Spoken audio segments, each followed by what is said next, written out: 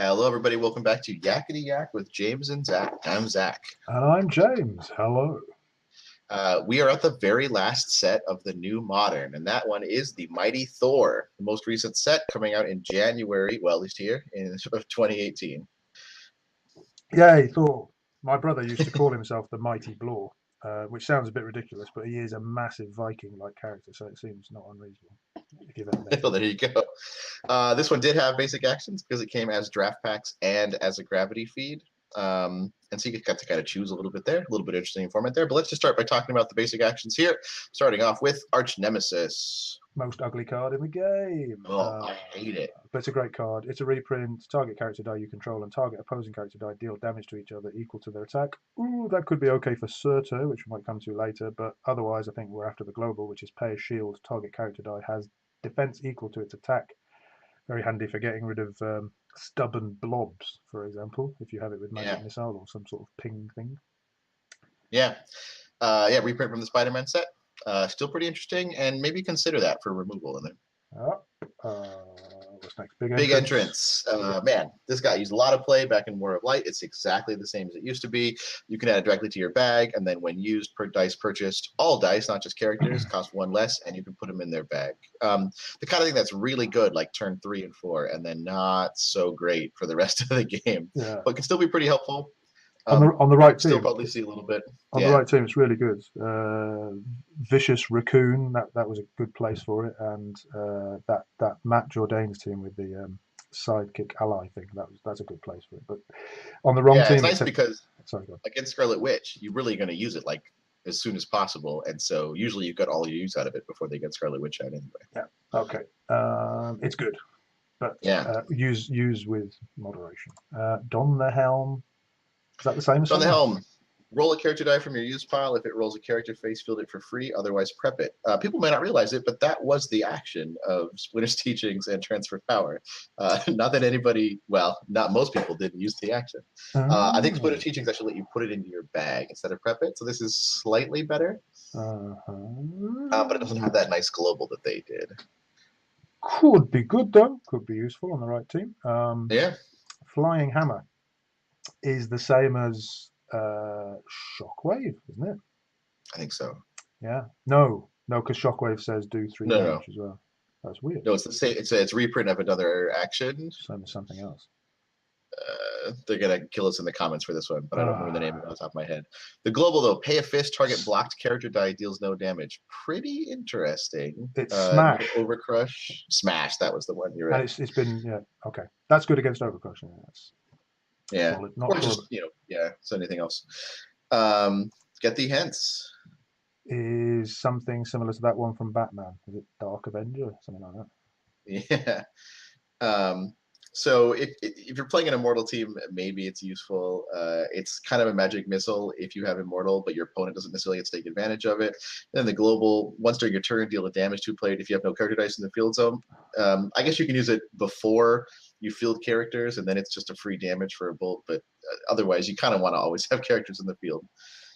It was a cheap thing for people to use with a tune, I think. But, yeah. I don't know. Yeah, it wasn't Batman. It was World's Finest. It was better, I think. Yeah. You're more likely to have Bat characters on your team. But if you're playing Immortal, maybe. Investigation, draw and roll 2 dice. Simple text, cost 3, very powerful, especially when used with Spot, for example, which allows you to draw and roll 4 dice. Yeah. I mean, there were 2 other actions that did this exact same thing: Gearing Up and Special Delivery, and both of them cost strictly better than them. Superior Registration Act maybe got you an extra die or a KO, which is a little bit better. But being able to buy this, no matter if you go first or second, is pretty handy. And it has Howard the Duck on it, which is a bonus.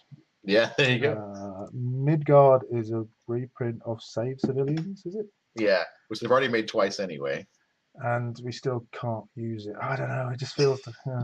Each time even on a sidekick team, you think, oh, it'll be great. I'm playing sidekicks, but it just never gets to be that useful. Each time you feel Stop trying to make Save Civilians happen, Wizards. It's not going to happen. Fielding sidekicks allows you to reduce the fielding cost of other characters and prepping a die. I don't know. I used it once and it was okay, but it's a bit specific. Okay, Odin's Fury has way too much pink on it. Every time I look at that card, it freaks me out. I like the art on it. Okay. I like it when I actually look at it. Like it's a nice picture when you actually perceive it as a picture, not just this sort of bulbous pink blob. Hmm. In any case, it's cheap. It was good on that Loki thing we did the other day. Target character die gets +2 attack and +1 defense until end of turn. It's not a bad little pump if you're not facing switch. I saw a couple teams that use this with the common Yanti, so that you give them +2/+1, and then they're Ooh, unblockable, and it's pretty yeah, good for a 2-cost action. yeah, that's all right. And the global is pay 2 masks once during your turn. You may remove one of your character dice from the field zone until end of turn. That was a global ability looking for a use for a long time, and then those beholder teams came out, and suddenly it had a use. Oh, and also on your what was it?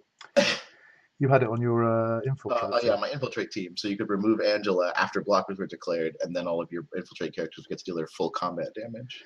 So maybe the beholder's Yeah, gone now, so it's not going to be used for that for the time being. Oh, well, yeah. okay. I would still probably put it on an infiltrate team. Yeah, That one also was a reprint of True Believer, I believe. correct. Released from the ice.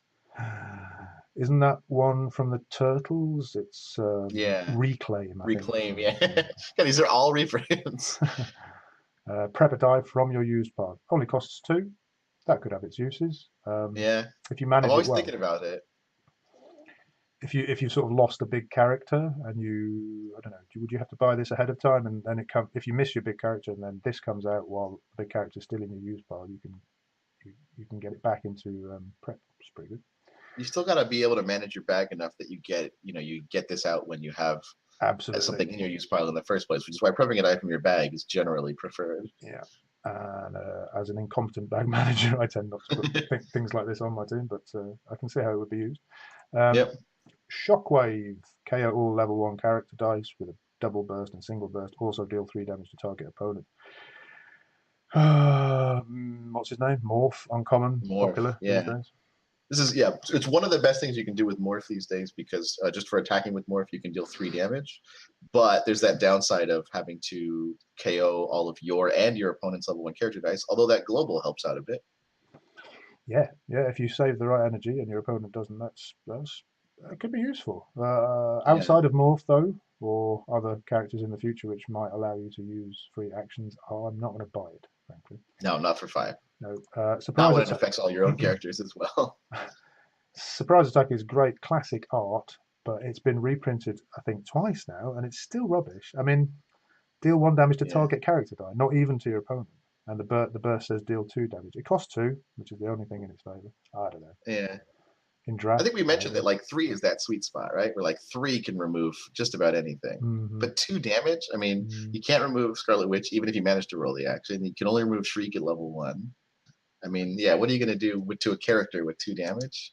I think with Cube, I mean, obviously that's irrelevant, but with Cube that could sort of work, but without it, not so much. Yeah. Not convinced by that. Villainous Pact is fantastic art. Uh, yeah. So this one, another reprint back from the Justice League days, and also they reprinted a Marvel version of it as an OP, which I bought, and then they announced this one right afterwards. So thanks, WizKids. But your opponent chooses 1 non-villain character, and all other non-villain characters can't block this turn. It's a great way of getting a bunch of your stuff unblockable, and it can't really be used against you as much if you're playing villains, which kind of fits with the theme of the card. But people forget that if you have this on your team for the global, you pay 4 for it. Maybe your whole field gets through unblocked, especially if they have only 1 non-villain character that they can pick, right? Something like a pivot for a collector team with Owlman on it, maybe. So if you're Yeah. when fielded gets shut down, this could be a backup. Yeah, any kind of Hellman team would really benefit from this. Yeah, but that global, pay a mask once per turn on your turn. If you have no dice in your prep area, you may prep a die from your bag. Strictly worse than Resurrection, which just lets you prep a die from your bag. Whereas this one, there's that caveat where you can't have any dice in your prep area, and so you can't Heimdall Global and then Villainous Pact. It becomes actually pretty frustrating. And sometimes using Villainous Pact will cause you to reset your bag, so then you couldn't Heimdall Global, and so it can be very counterproductive. Except in that circumstance, it's probably just a case of remembering to do it first. But in that particular Yeah. case where you reset the bag, that's awkward. Yeah, Ben, I'm sure could tell you about how we practice with that, and it's if you're not relying on Heimdall Global, bringing this instead of Resurrection can really throw your opponent off if they're trying to do both. So Okay, that's a basic anyway, yeah, actions. Some nice looking cards, a lot of reprints. yeah. Interesting. Yeah, if you didn't have the Thor basic actions, like with the exception of investigation, maybe you could probably just use the old ones. Oh, could we But just? investigation is probably worth it. Oh yeah, investigation definitely. And could we clarify, because I'm never quite sure about this? If they have reprinted it, then you can still use the old one. If so, you're not forced to buy the new one as long as it's the same. Well, as Is that long as right? it's the same name. Yeah. And so there are a couple of basic actions in this set that are functionally the same but have different names, so you couldn't use Ah, the old one. right. So, but big entrance, So for example, you could use your old one, and you don't have to get the Thor one. yeah, That's right. yeah, like maybe you just like the art better. But with Odin's Fury, you couldn't just bring True Believer because it's a Aha. different name, Okay, even though they mean the same thing. makes sense. So Right. rules, yeah. On to characters and non-basic actions. Shall we start with Absorbing Man? I suspect Oh yeah, it's got a lot to talk about. Maybe not so much the first, although I don't know, it might have its uses, but particularly the uncommon yeah. and the rare. The uncommon is 3 mask, while Absorbing Man is active. When KO'd effect is used, you may use a copy of that effect. Yep, that's definitely I've got. seen a couple of combo teams that try to use the Rocket Raccoon that deals his attack damage when KO'd, and Yeah. the Wolverine that deals his attack damage split up, and then you get to copy that with that. Nice. Uh, it's also pretty neat to notice, and this is true for the rare as well, that it does not mean your own when KO'd effect. So if your opponent's using when KO'd effects, you just get to copy them, although that's not as common these days. And the beauty is that there are a couple of things which shut down when fielded effects, Wonder Woman, Reflections, and Uncommon Madam Mask, but I don't think there's anything that shuts down when KO'd effects, so they're pretty Yeah, I powerful. don't think so. Speaking of when fielded, the rare, if I can get rid of that one, get that one. While Absorbing Man is active, when a when fielded effect is used, you may use a copy of it. So it's the same for when fielded effects, but it costs 1 more. Nasty on a collector team with Nobby. I've been at the receiving end of that, and it just goes a little bit more quickly than you would like to. Yeah, I always think that like deferring to get a 4 cost in the field just so you can do the damage twice always feels like kind of a a little waste of time. And then you get hit for 12 damage in one turn, and you think maybe it wasn't such a a bad thing after all. You get hit for The fact 12 that it's a damage. villain counters perfectly with Nabi because Yeah. he just he also provides an extra villain character in the field. And also, this is a case where if your opponent is using any when fielded effects, you get to copy them. So they use Blob, like the Capture Blob. You get to capture one of their character dice. If they're going to use like when fielded to deal damage, you get to do that as well. So Yeah, so if they have a um, Nobby and they field their Nobby, you get to copy that effect. yeah, With the exactly. blob, the ruling was that it sort of copies the effect and changes the name of Blob to Absorbing Man. So he captures it until Absorbing Man leaves the field. Is that right? That's the Yeah, uncommon Blob. exactly. Yeah. Okay. But with Um, Shriek, it doesn't work because he doesn't copy the second bit of the text. Because the when fielded yeah. is the blanking, and then but to hold the blanking is a non-when fielded thing. So you're out of luck. That just ends at the end of turn. But it might be useful for 1 turn. Yeah. Okay. And as a counter to, like you said, like Nabi and Boom Boom and stuff like that, it's pretty hard to get around if they're trying to deal damage exclusively with when fielded effects. Well, does it fit? Actually, it might fizzle completely. I will leave that for the comments. Does Shriek actually take effect for 1 turn, or just not at all? It's definitely. The discussion we were having the other day seems to suggest that it wasn't because the part that says ignore the card's text is her while active ability. Yeah. Okay. So I think all he gets to copy is the choosing. So Right. he So could it choose as fizzles. well. Yeah. Okay. Yeah. Still, Okay. definitely got its place. Anything to say about Boulder or Beta Ray Bill? No, I don't think so. Yeah, the rare Baldur's got immortal and can only be blocked by 2, but he's just a little bit expensive. And Beta Ray Bill is always very expensive. He I was also in the Guardian set. just no to Beta Ray Bill. I'm sorry. No. Yeah. I don't know. Bifrost. But the rare Bifrost is the first energy fixer from this set. So we had energy fixers in the Green Arrow Flash set. They're all gone. Sad. But these ones are on actions, which is a little interesting because they can't be blanked by Shriek or anything, but they can be shut down by other effects, some of which we'll come to later. The It's meant. action. Oh, Sorry, sorry. go on. I was just going to say it's having them on actions is a bit more balanced maybe from a gameplay point of view because if you want it, you really got to want it because like I think the Cyborg before was the shield and he could be quite a useful character in certain situations. Yeah. But the Bifrost, I don't know. When you field a character, you may field target character die in your use pile on the same level for free.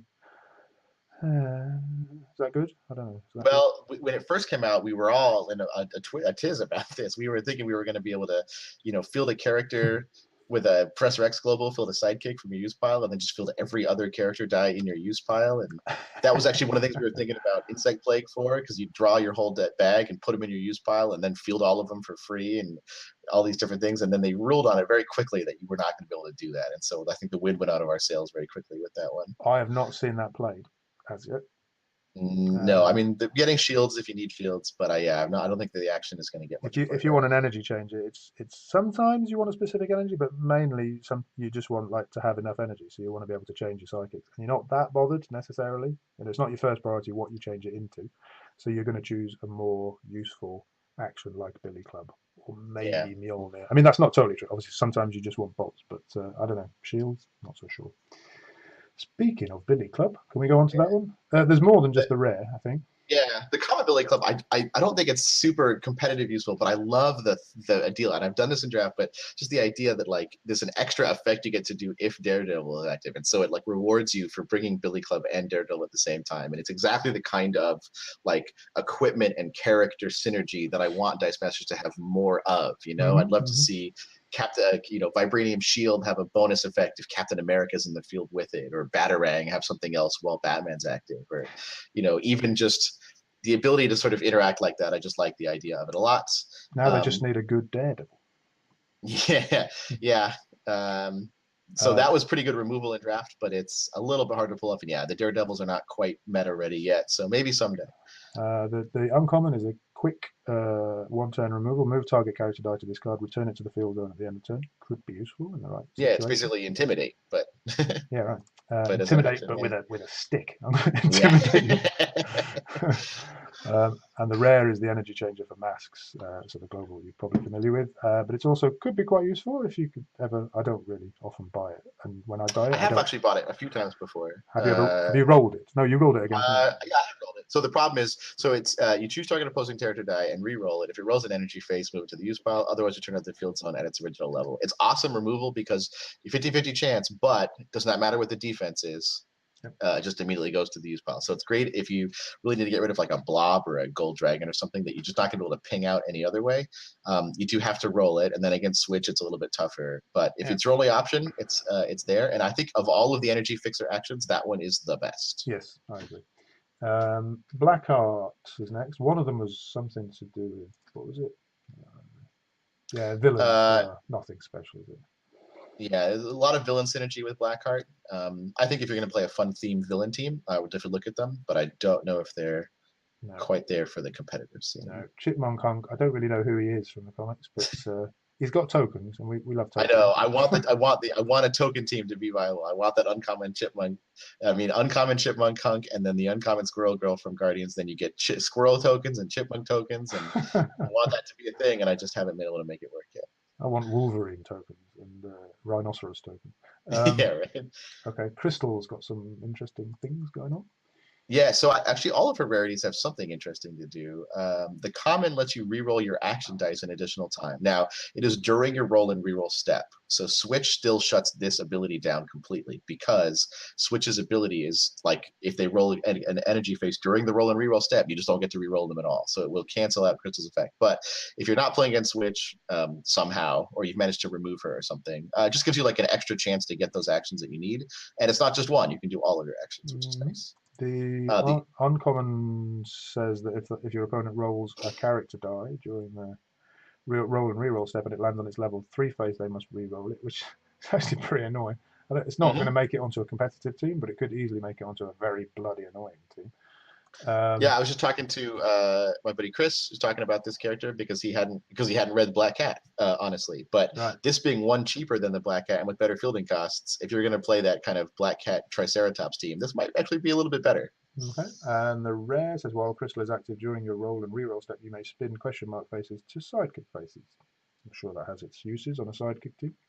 Yeah, it's a little bit sad that you don't get to use your question mark faces if you need the sidekicks from it, but I've tried to run this instead of Professor X Global, and it's obviously a little bit less reliable, but it is a fun ability. I like to see it used more. Okay. In the interest of time, can we skip through Daredevil? There's nothing. Yeah, as we just mentioned, they need to make a better Daredevil. Destroyer does something with sidekicks. One of them, doesn't it? The Rare Destroyer gets +1/+1 for each sidekick character die in your field zone. It's like the Foot Ninja, but it doesn't get +1/+1 for your opponent's sidekicks. But it does start off with significantly better stats. With all due respect, it costs 5. I know. Yeah, it's not going to work. It's not. You can't really make it unblockable, but it can get pretty big. So there might be something to do there. Yeah. Earth X. I haven't got any of these, so I haven't really paid much attention to them. No, me neither. The Machine Man one is kind of interesting. It can't be targeted and can't be targeted by opposing action dice. Not even can't be targeted; just have no effect. So that's kind of interesting. It could be survive like shockwave and stuff. But I think it can. Just to be clear, it can still be shrieked because that was debatable. But Paul said, and I totally agree, it can be shrieked. Because even Raven could be shrieked in her time, but it's not been ruled. So. Yep. But he costs 2 less to purchase if you have underdog, which just means they have more characters in the field than you do. And so they were definitely the most anyone's ever talked about him is that you could buy him for 3 and then turn him into a 6 cost, which is not nothing if you use with nowhere. Yes. not just for free. So that's kind of an interesting. Captain America's probably interesting, but we'll leave that for another day. Earth X, the Skull has, I think it's the most hated card of late. It's definitely the worst super rare in the set. Yeah. Earth X, She Be Worthy. When fielded, if you have less life than the opponent, they're all underdog and KO. You could maybe KO 3 of their dice, but it's a little bit tricky to pull off. So, okay, maybe. A couple of interesting enchantresses, I think. Uncommon Enchantress. Yep. When an opposing character die is fielded, the die deals 1 damage to all other opposing character dice. Interesting that the die is the source of the damage. Just kind of neat there, but also just means that like your opponent can't field sidekicks anymore. And also the rare, while Enchantress is active, your opponents must pay 1 to use a global ability or action die. So it's like the 4-cost Oracle of old, but it costs 6. And it covers both action dice and globals. So you get two oracles in one. This one and the Tomb Guardian that we talked about last time are the best sort of global hate, but this one is not double-sided like the Tomb Guardian was, although it is expensive. It's pretty good. These days you can get 6 costs out. There's something to be said for that, I think. The Fandral is the Warriors 3, isn't it? So that would be the deadly one of the Warriors 3. Yeah, the uncommon one for Fandral. I don't know how competitive it is, but it's certainly a potent combo if you can get them all in the field. It says deadly. While Fandral is active, Hogan and Volstagg get +2 attack, +2 defense, and gain deadly. We'll see the others later. That's fun, if nothing else. And it's bordering on competitive. I can see that winning something. Heimdall has a global.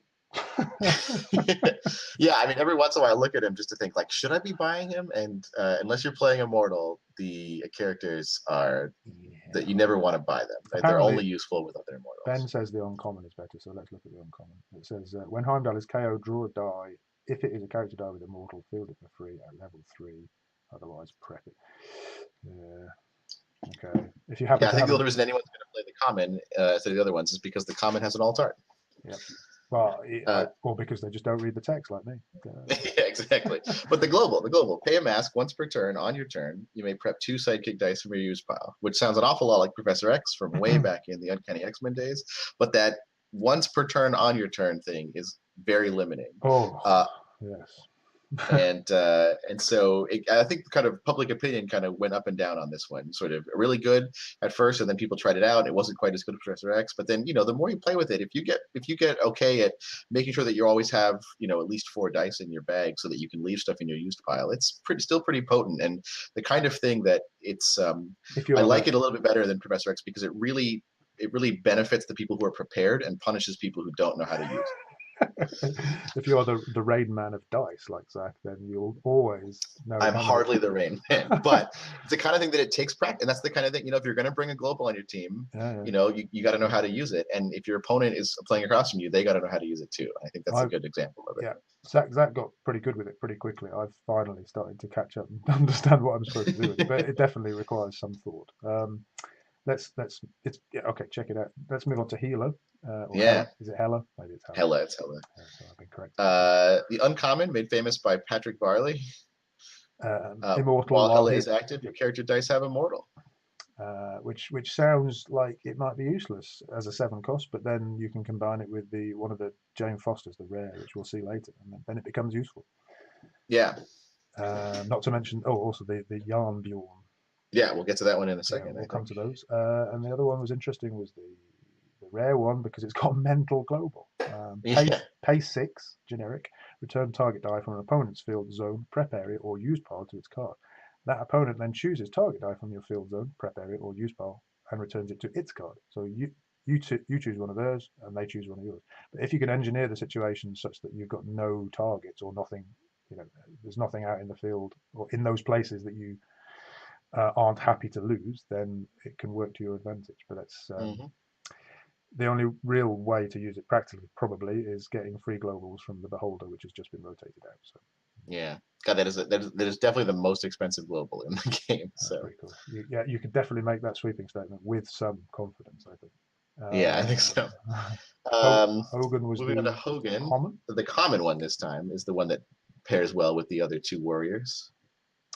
Intimidate. While Hogan is active, Fandral and Volstagg get +2 attack, +2 defense, and gain Intimidate.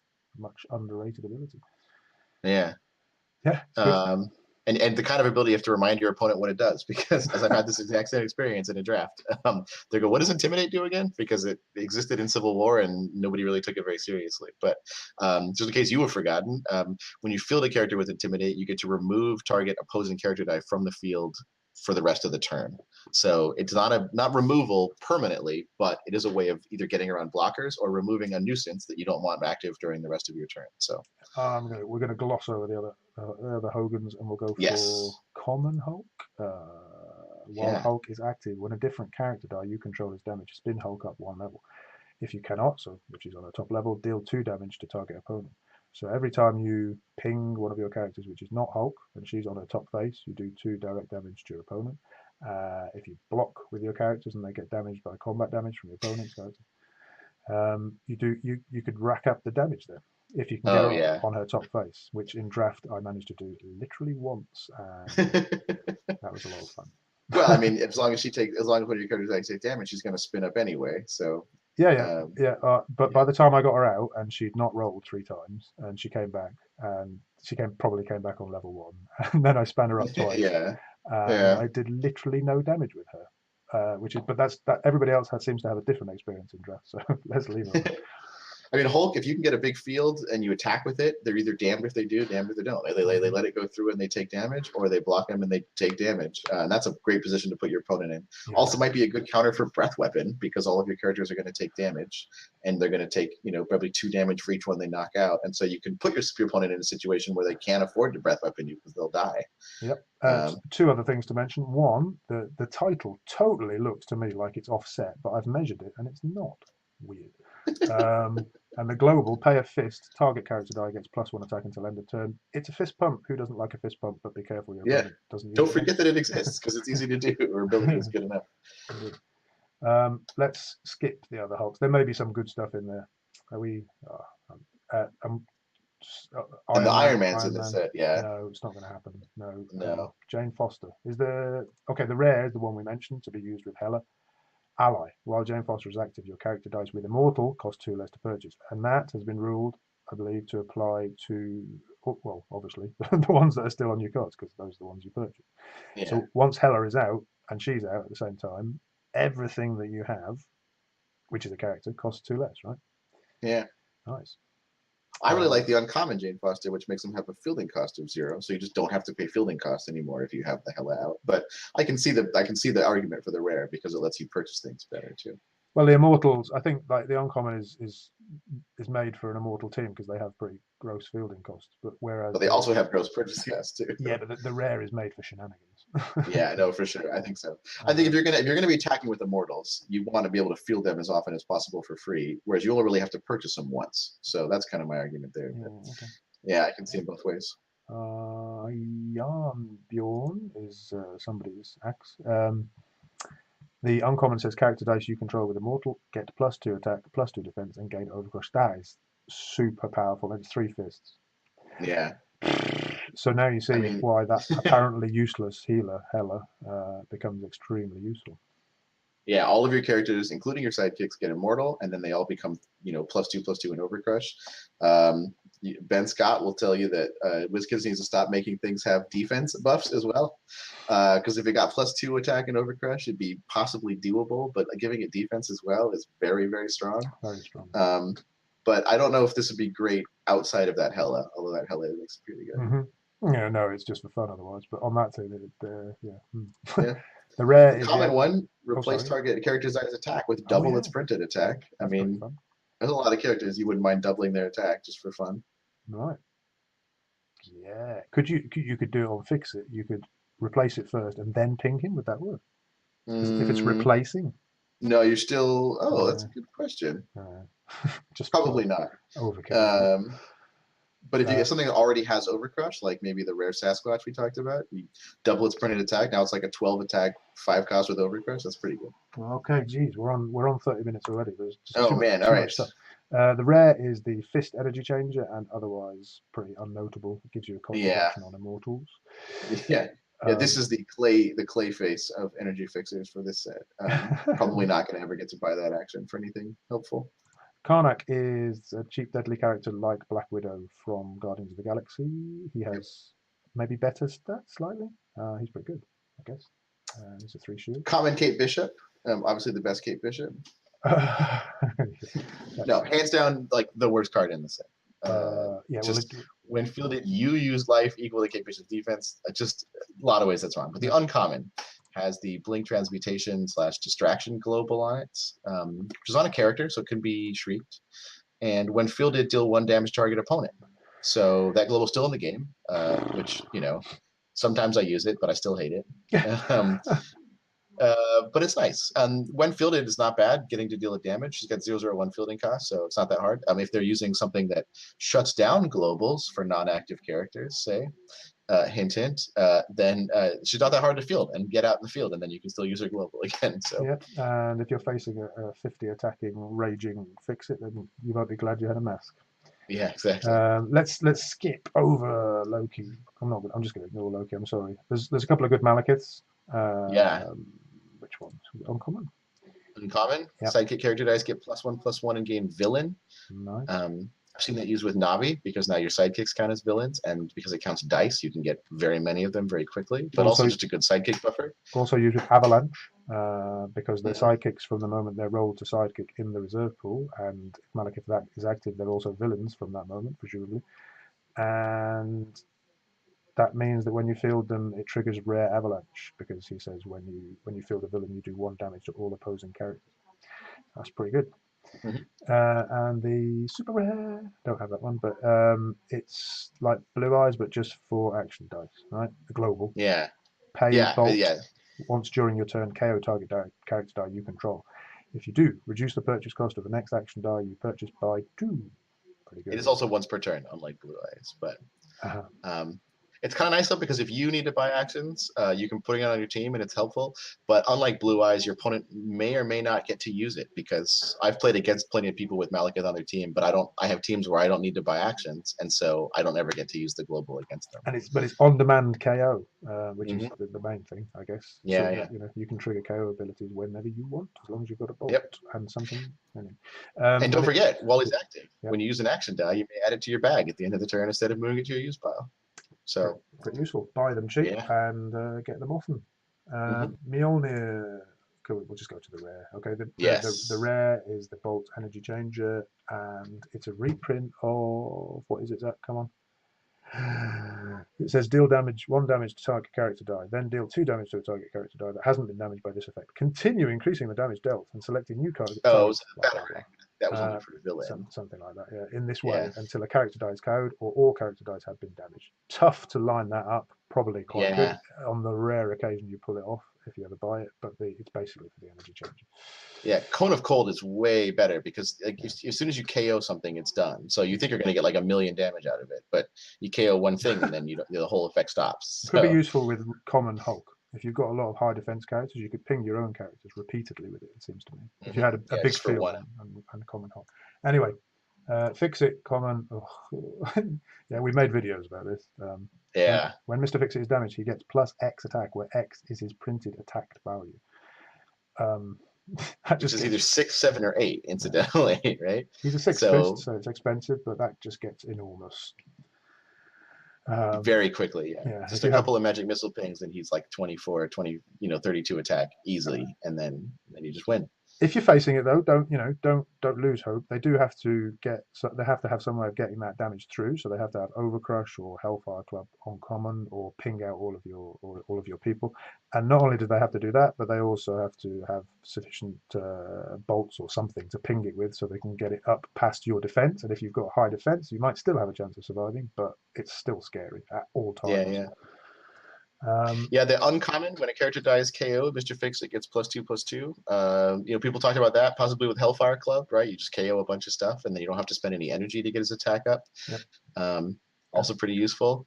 Yeah, and that rare, everyone wants to make the rare work, where when he KOs an opposing character die with combat damage, target opponent draws 1 less die during the next clear and draw step. So that means you just want to make that happen where they have to block with 4 characters, and then they just get to draw no dice next turn. But we'll see if that works out. Okay, Nick Fury common is all right. He's got decent defense stats for a 2-cost shield. He's 3, 4, 5 in defense as usual. He's got solid defense. And while Nick Fury and an opposing villain character die are active, you may field character dice for free, which is a good effect too. Yeah, it's conditional upon your opponent having a villain, but there's a lot of those around. It's not bad. Sure. Yeah. Not so much the others. Can we skip? Because in the interest of time, I don't know. Yes, we can skip Odin. Skip Odin. And pepper? common pepper pots, interesting in a draft. I don't know if I would see useful, but it lets you draw an extra die at the beginning of your clear and draw step. If it's a non-sidekick die, you prep it, which means you don't get to roll it this turn. But if it is a sidekick die, you get to roll it. So it's like a way of maybe getting 5 dice every turn. For a 2-bolt with no fielding costs, it's really good. I mean, she can attack, so she's only good for defense. Don't try and use it with Heimdall because it will make you cry. Yeah. Okay, who's next? Let's skip the others. There was some talk. Stephen made a video about Punisher, one of them. Mm-hmm. Was it the uncommon? But okay, yes. Just watch his video. It's fun. Yeah. I don't think it's competitive. Yeah. Ragnarok, super rare, maybe. I have this one. I want it to be good, but I don't know how good it actually will be. When fielded, KO all opposing sidekick dice. You may then choose to KO any number of your sidekick dice. Deal 1 damage to target opponent for each sidekick die carried by this effect. So similar to the Tsar Colossus we talked about not that long ago, but interestingly, you don't have to KO your own, which can be very helpful. So you could just use it to get rid of a lot of their field and then attack into it, but also you get to deal damage. And then the more of your own sidekick dice, you get the choice there, which is kind of a nice little trade-off there. Mm-hmm. I lost to that in draft. It's all right. Yeah. Unlike Tsar Colossus, he's only got 3 or 4 defense on level 1 or 2, so you might be able to get him KO'd and then do it all over again. Or if your opponent has investigation, they can just buy another one. Great. So it's a max 4. Samantha Wilson has a good global, and I think it's a common that we're talking. While Samantha Wilson is active, when you field a sidekick die, draw and roll a die. Doesn't sound that great, does it? Until you realise that allies are also sidekicks, and you can make a whole team out of sidekicks and just keep drawing and rolling dice ridiculously, and then buying another sidekick and drawing that and rolling that. And if your rolls go, suddenly you've got a massive field and you've got a team up die, and you just maraud through for the win. Very good. Mm-hmm. Check out the videos. But the global pay shield, prevent 1 damage to target character die or player. I constantly waffle about using this global on my team just because being able to save a shield to save something from being breath weapon to death or whatever, it might be pretty useful, especially against an early gold dragon. If you can get something with 3 defense in the field, you can just save 1 shield and then it'll definitely survive, and then you can use it to block with. I can see that being helpful. Okay, we're going to skip Sif. Spider, or however the hell you're supposed to pronounce it. There was a lot of talk about the rare, but I've not seen it played very often. It was maybe more useful in, well, maybe it was made as a counter to the Cosmic Cube, which has been banned, but even then it didn't. They just didn't give him enough defense. I love the ability of the rare spider, which is that, well, he's active when an opposing non-spider ability deals damage to you, deal that same amount of damage to your opponent, and then you get to, when you're dealt damage, cancel any active effects of previously used action dice, which is incidentally another way of getting rid of continuous action dice in Modern. But they also they gave him 3 or 4 defense, and it's not that hard to get rid of him that way. So before they deal damage to you, they just ping off Spider, and then now they can do it to you, for free. And for 5, you really want him to stay in the field a little bit better than that. The other 2 reach to get him are worth a mention. Spider the Common, this is only worth mentioning. It says when he's active, double all damage dealt to villain character dice. Not in Modern, but if you've got super rare Jocasta and you want to do some damage to her, and then double it and then reflect it to your opponent, that's a lot of fun. There's a video on that. Yeah, the DM North guys had a great write-up about that too. And the Uncommon, if I can get rid of the common. Oh, I've lost everything. Where's it gone? There we go. It says while he's active, your sidekick character dice cannot be KO'd except by combat damage. There's potential in that. I'm not going to tell you what it is, but think on. Surtur, one of them was the common is just because he was the first non-D&D character to have breath weapon. Oh yeah, cool, and a good picture. And then the rare, while Surtur KOs an opposing character die, KO all opposing character die. So as James mentioned, you can use the Arch Nemesis action, which just says that he and another character will deal their attack to each other, which means he'll have KO'd the character die, and now all character dice are gone. And since he's got 6, 7, or 8 attack, he probably is going to KO something. In which case, that's a pretty interesting board clear, but it is a 7 cost. Yeah, so. super cool. Would love to see a competitive team with it on it, but I'd be... If they had a force attack global in Modern, this would be insane. Because you could force attack into him, he would just block, right? And then now all of their character dice are dead. Yep. Okay, we're on 41 minutes, so we're going to skip female Thor. I'm sorry. Unless Zack has anything to say about it. I've never seen I don't think so. A good female Thor has not yet made its way into Dice Masters, as far as I can see. And the male Thor is notable for the uncommon, I think, and the super rare. While Thor is active, when you would take damage, redirect that damage to Thor. They just talked about this on Double Burst, and it was their 11th card, I think. 7 cost, okay, so it's a stretch, but that's pretty annoying, I should imagine. Yeah. If he doesn't get blanked, then you can just let all their dice through, all of them if they attack, all of them, and just redirect it to Thor. Even if it's more than his attack, it doesn't matter. And then he'll just get knocked out, and they'll lose their entire field. It's also the only other thing besides Magic Missile, but it's too expensive. And specific as well. 2 bolts. That's just not bad. And it has to be to a character die instead of to your... Well, so does Magic Missile. Anyway. Okay. Thor on Worsley is super rare, a bit confusing. You may sacrifice him.